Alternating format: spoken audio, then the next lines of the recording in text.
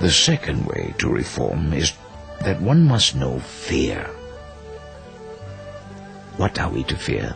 We must know that the heaven, earth, spirits, and gods all hover over our heads in observation. They are different from man in that they can see everything without obstruction. Therefore, it is not easy to deceive them. If my offense is serious, then all kinds of disasters will befall me.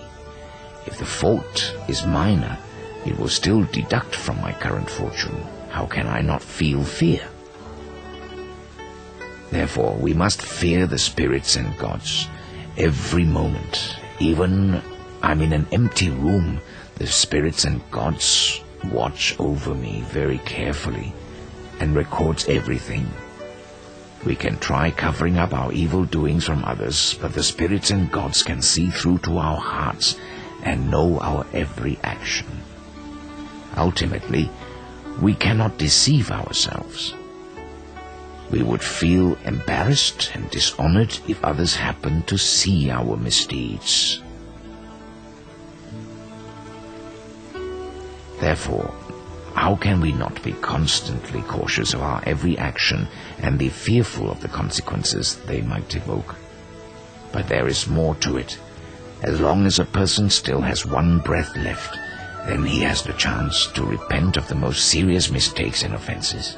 If a person can have an overwhelming and courageous kind thought at the most important moment, then it can cleanse away hundreds of years of accumulated sins. This is just like how only one lamp is necessary to bring light into a valley that has been dark for 1,000 years.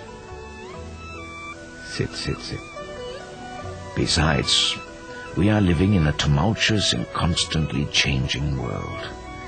Our body, being made of flesh and blood, is extremely perishable. If our next breath does not come, then this body will no longer be part of us. By then, even if we did want to reform, we would not have the chance to do so. Therefore, when you commit evil, your retribution in the physical world is a bad reputation and name which will last for hundreds and thousands of years. Even filial children and loving grandchildren cannot cleanse your name for you. Whereas in your afterlife, you might end up in hell suffering immeasurable pain. Even Buddhas and Bodhisattvas cannot save you.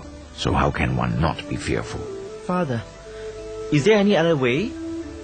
Yes, there is. The third way is one must have determination and courage. A person who hesitates to reform his faults is one who really does not want to change, but is content with what he can get away with.